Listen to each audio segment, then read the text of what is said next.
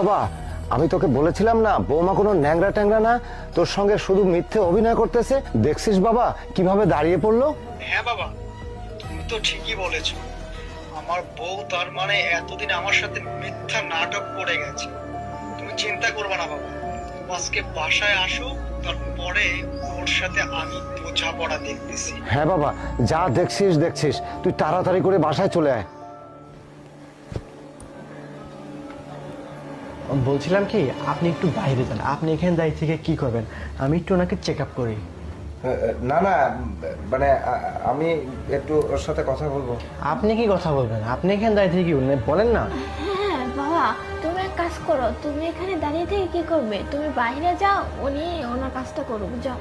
আমি একটু ওনাকে চেক আপ করি, আপনি একটু বাইরে যান। আপনাকে আমি চেক আপ করা হয়ে গেলে ডাক দিচ্ছি। আচ্ছা ঠিক আছে। আরে জানেমান চলে গেছে। এই বুড়োটাকে নিয়েও না আর পারি না, সব সময় এসে এখানে ঝামেলা করে।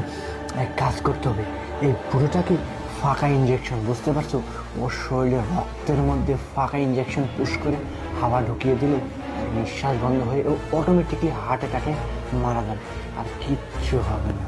তাহলে তুমি আর আমি ছাড়া এখানে আমাদের মধ্যে আর বাধা হয়ে দাঁড়ানোর মধ্যে কেউ থাকবে। আর তোমার এই সেনাবাহিনী হাসবেন্ড ও তো শুধুমাত্র ডিউটিতেই থাকে। আরে হ্যাঁ বেবি, তুমি ডাক্তার কি এমনি এমনি হয়েছো নাকি? হ্যাঁ, তোমার মাথায় যদি এত বুদ্ধি না থাকে তাহলে ডাক্তার কি করে হলে বেবি? ও ওর মতো থাকবে আর ওর বউকে নিয়ে রোম্যান্স করবো আমিও থেকে। চলো আচ্ছা শোনো না, আজকে আমি আসি, অনেক দ্রুত হয়ে গেল, ঠিক আছে? ওই বউটা আমার সন্দেহ করবে। কি হলো, চমকে গেলে? না না, না না না, আর কিচ্ছু বলতে হবে না, কোনো কথা বলতে হবে না। এই, আরে কি করতেছো? ওর পায়ে কি? হ্যাঁ, কি হয়েছে?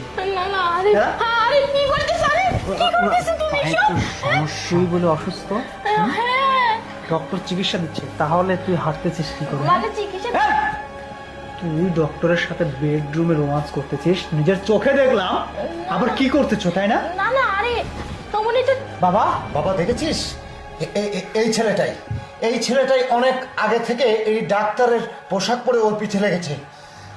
আপনি ভুল ভাবতেছেন। এই! আমি তো ওনার ট্রিটমেন্ট করতেছিলাম, ওনার হ্যাঁ। পায়ে সমস্যা।